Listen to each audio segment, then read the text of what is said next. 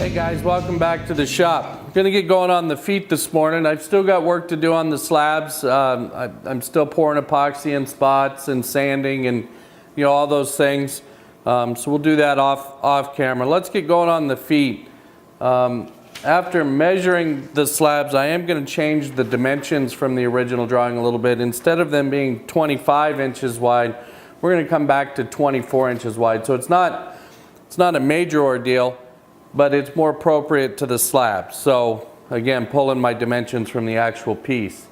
I went back into SketchUp, and I'll show you the picture. And I kind of blew up that drawing and gave me some more of the reference lines I need so that I can create a template that more closely resembles this shape. I'm only going to do half of it, which will give me a natural center line when I do the mortise. You'll notice I don't have any dimensions set up on the mortise because that will be determined by the final thickness of my actual leg piece. So when I get those completely flat and ready to go and I know they're done moving, that's when those dimensions will come out. So in the meantime, I'm going to go ahead and get this template going and we'll see how close I came up to the drawing. So I realize those lines are probably a little bit hard to see on that plywood, but I just followed the lines on the drawing and kind of transferred them over and then found anything I could in the shop to make the little radiuses that I needed. So I'll get that cut out, and then I'll draw it on the walnut blank, and then I'll get the client, i.e. the wife, to approve before I actually start putting the blade to that beautiful walnut.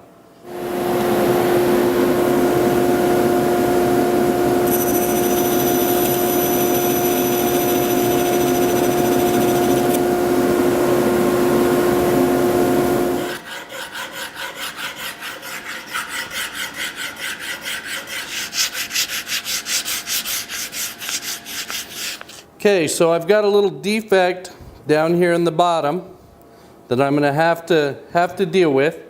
But there's a defect on the other side that I think is more critical, and there's actually a loose piece here. And frankly, I would rather fill the knot with epoxy and put it on the inside of the leg than I would to have a chipped off piece on the inside of the leg. So that's what we're going to do. It's just a matter of laying it out and drawing it on now.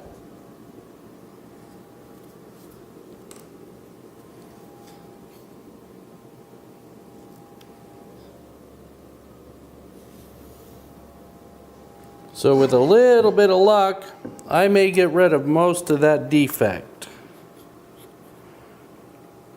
If I carry those lines over, looks like that defect is going to disappear in that curve, or at least the bulk of it is going to. Depends on how deep it goes. I might have to do a little epoxy in there, plus it gets a round over. Okay, so now that we have the foot template, I'm going to turn around and do the same thing for the support template. I've got a picture, I'll show you that here. It's not very complicated, just it's about half the size of the foot. And I got another piece of 1/4 inch plywood, and we're going to create a template exactly the same way.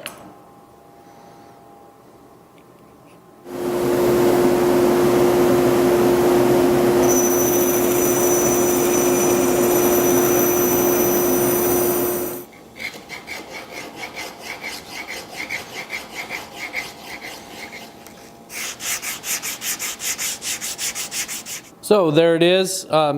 Keep in mind all these parts are still oversized, and I'm going to get after the legs next because I need those to final dimension so I can determine what the mortises are in these pieces, and I'm going to cut those mortises before I cut all these shapes. It'll just be easier that way. So I went ahead and went back into SketchUp and I created all the dimensions for the center leg that I'm using, and yeah, we're going to create another template. I ran out of 1/4, got a piece of half this time. That's okay. I didn't give the shoulders so much for the tenons because the final pieces, once they're final dimension, will drive that a little bit, so those could change. But for now, I'm more worried about the curve and kind of where the tenon goes. The width is going to be per the drawing. It's where those shoulders on the tenons go. So I'm going to go ahead and create this and get it cut out just like the others.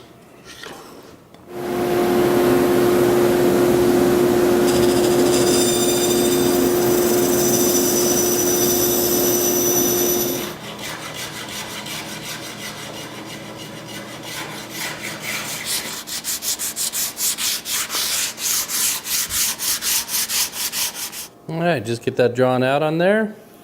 We can take a look, see what this leg's going to look like.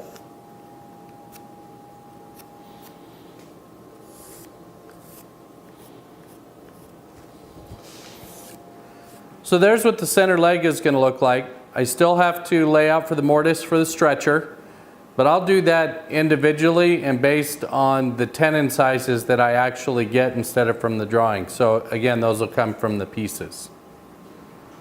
Okay guys, we're going to call that a wrap for this video. I don't normally like to dedicate a video to building simple templates, but in the case of these two tables, this was pretty important. There's a total of 4 of each one of these parts that I have to build, and the templates are just going to make life easier. So you got to see the process I go through for building templates. When I'm done, they'll hang on the wall with the other templates, and maybe I'll get lucky and I'll get to use those templates again. So when we get going again, I'll have milled up all this lumber to final dimension off camera. You don't need to see that.